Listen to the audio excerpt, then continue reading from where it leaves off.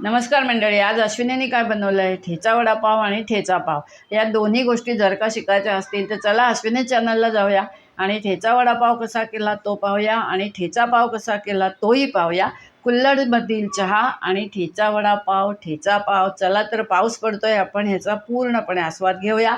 तर पाऊस एकदम जोरात पडत आहे, त्यामुळे गरम गरम चहा आणि वडापाव खाऊया. चला तर मग. नमस्कार, मी अश्विनी चॅनलवर तुमचं खूप मनापासून स्वागत करत आहे. आज आपण बघणार आहोत ठेचा पाव आणि ठेचा वडापाव. त्यासाठी साहित्य काय लागणार आहे ते आपण पाहून घेऊया. ठेचा पावही करायचा आहे आणि ठेचा वडापावही करायचा आहे, पण वड्याची भाजी करून घ्यायची नाही आहे. त्यासाठी लागणारं साहित्य हे पाव ठेवले आहेत. आपले साधे पाव घ्यायचे आहेत, भाजी पावचे. बटाटे उकडून घेतले आहेत. बटाटे उकडताना पाणी जास्त घालू नका. पाणी कुकरमध्ये खाली घालायचे आहे आणि बटाटे धुवून डब्यामध्ये कोरडे ठेवायचे. थोडंसं पाणी डब्यात घालायचं, नाहीतर ते पाणसळलेले बटाटे होतील. ठेचा पाव म्हणजे हा ठेचा महत्त्वाचा आहे. हा मिरची लसूण आलं असा हा ठेचा बनवून घेतलेला आहे. पाणी घालून हा वाटायचा नाही आहे. हा कोरडा झाला पाहिजे. तसंच बटाटेही कोरडे पाहिजेत ह्याला. हे डाळीचं पीठ मी कालवून घेतलं आहे. त्याच्यामध्ये काय घातलं आहे? कोथिंबीर, ठेचा केलेला घातला आहे, मीठ, ओवा, जिरं थोडंसं आणि पाणी घालून कालवून घेतलं आहे. आता वडे आपण जेव्हा तळणार, हे आपल्याला पाव हा तळायचा आहे, तेव्हा त्याच्यामध्ये आपण सोडा घालूया.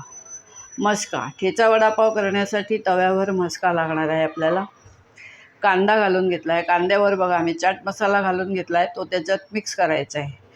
थोडासा टोमॅटो घेतला आहे, त्याच्यावर पण चाट मसाला घालून घेतला आहे. आणि ही तिखट चटणी करायची आहे.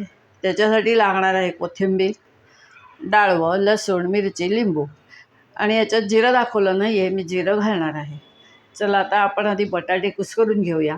त्याच्यामध्ये ठेचा घालून घेऊया आणि एका बाजूला ठेवूया. पाव कापून घेऊया. पावाला मस्का लावायचा आहे, ठेचा लावायचा आहे आणि तव्यावर ठेचा पाव करायचा आहे आणि नंतर ठेचा वडापाव करायचा आहे. हे बघा, आपण बटाटे आता कुस्करून घ्यायचे आहेत. हातानेच कुस्करायचे आहेत. जेवढे बारीक करता येईल तेवढे करायचे आहेत. कोथिंबीर मी ह्याच्यात आत्ता कापून घेतलेली आहे. ह्याच्यात घालूया मीठ. मीठ अंदाजाने तुम्हाला जसं पाहिजे त्याप्रमाणे मीठ घालू शकता. आणि घालायचा आहे ठेचा. ठेचा हा सर्वात जास्ती महत्त्वाचा. तुम्हाला जसा हवा आहे तसा ठेचा तुम्ही घाला. तिखट हवा असल्यास ठेचा जास्ती घाला.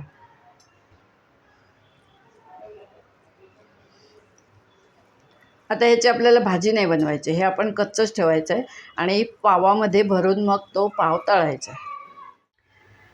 हे बघा मंडळी, पहिले आपण चटणी करून घेऊया. चटणीचं सर्व साहित्य दाखवलं आहे, फक्त जिरं त्याच्यात ठेवलं नव्हतं. आता चटणीच्या भांड्यात जिरं घालून घेतलं आहे. पाणी न घालता ही चटणी फिरवायची आहे. ही पहा मंडळी, पाणी न घालता चटणी फिरवून घेतली आहे. मिक्सरच्या भांड्यात फक्त थोडंसं पाणी घेतलं आहे. आता एवढंच पाणी त्याच्यात घालायचं आहे. आता आपण पहिले ठेचा पाव करायचा आहे. त्याच्यासाठी बघा, पावाला मी मस्का लावून घेत आहे. मस्का थोडा जास्ती लावायचा.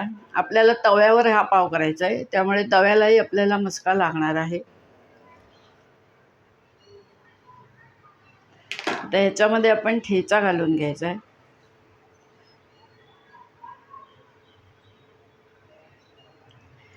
ठेचा हा तिखट असेल तर कमी प्रमाणात लावा. आपण जी चटणी केली ती लावून घ्या. आपण चटणी केली ती एका बाजूला लावली आहे.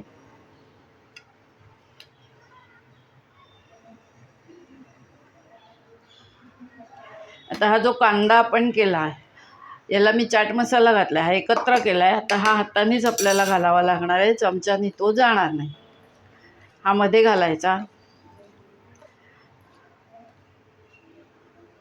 कच्चा कांदा आणि टोमॅटो.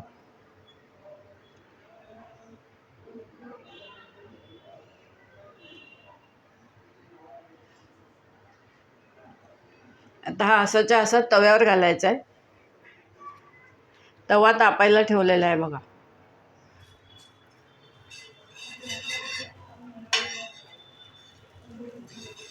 आपण त्याच्यावर आता हा पाव ठेवून घेऊया.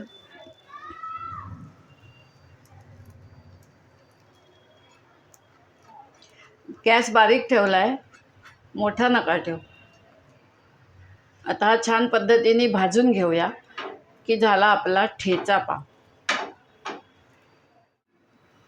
आपण ठेचा वडापाव करतोय त्याच्यासाठी बघा हे पाव घेतले, मस्का लावून घेतलेला आहे. मस्का थोडा उजव्या हातानेच लावायचा आहे, आपल्याला कंजूसी करायची नाही आहे, कारण आपल्या मिरच्या तिखट आहेत त्यामुळे आपण थोडासा मस्का जास्ती घालायचा आहे. आता हा ठेचा मी अगदी थोडा घातला आहे, कारण ह्या मिरच्या तिखट आहेत. कमी तिखटाचा जर ठेचा केला तर तो तुम्हाला जास्ती घालता येईल. आपण चटणी केली ती आता ह्याच्या वर नंतर घालायची आहे. आता ह्याच्यात आपण हे बटाट्याचं सारण केलं. आता हे वड्याचं सारण आहे, पण हे आपण फ्राय नाही केलं आहे, म्हणजे ह्याची भाजी नाही केली, हे कच्चंच ठेवलेलं आहे. आता हे ह्याच्यामध्ये आपण बसवून घेऊया आणि मग हा पाव आपल्याला तळायचा आहे.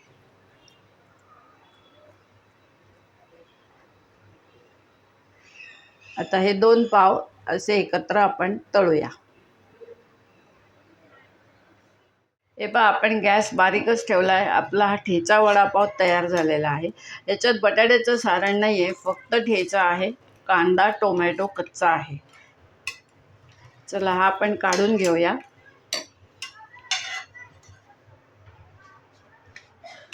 आता ह्याच्यावर चटणी घालायची आहे. मी तिखट चटणी केली आहे, तुम्ही हवे असल्यास गोड चटणी घालू शकता.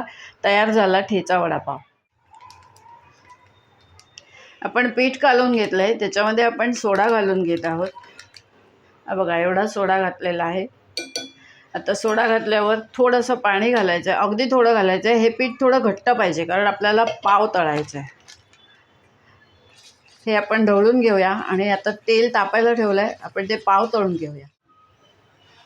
तेल तापायला ठेवलं आहे, तेल आपलं तापलेलं आहे. हा बघा हा ब्रेड ह्याच्यामध्ये पूर्णपणे बुडवायचा आणि हे तळताना मात्र सावकाश तळायचं आहे, तेल उडलं नाही पाहिजे, ह्याची काळजी घ्या. आता इथे ब्रेड राहिला आहे तर आपण असं पीठ सोडायचं. गॅस आत्ता मीडियम ठेवला आहे, आता मी मोठा करणार आहे. अजून एक पाव तळायचा आहे आपल्याला.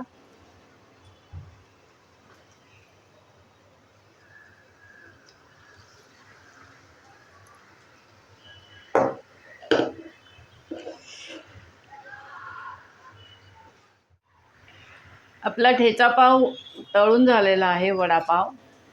हे बघा फक्त हा सोडताना आणि पलटी करताना एकदम हळू करायचा आहे, तेल उडण्याची शक्यता आहे. कढई तळताना ही मोठी घ्यायची, तेल पण ह्याला जास्ती लागतं म्हणून हे तुम्हाला सांगितलेलं आहे.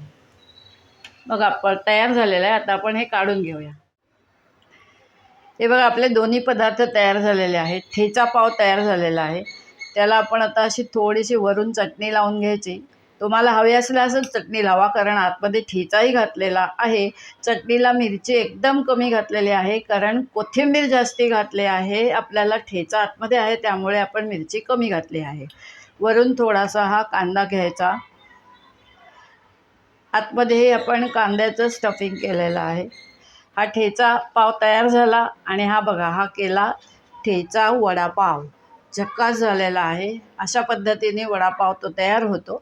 भाजी आपल्याला कच्चीच ठेवायची आहे. चटणी बरोबर लावण्यासाठी दिली आहे आणि कुल्हडमध्ये गरम गरम चहा ठेवलेला आहे. चला आता पाऊस पडतो आहे, आपण ह्याचा आस्वाद घेऊया. कुल्हडमधला चहा, ठेचा पाव आणि ठेचा वडापाव. ही डिश जर का तुम्हाला आवडली असेल तर नक्की लाईक करा, शेअर करा. चॅनलला जे नवीन असाल त्याने अवश्य सबस्क्राईब करा. धन्यवाद. आता आपली भेट एका छानशा रुचकर पदार्थासोबत होणार आहे. तोपर्यंत बाय बाय.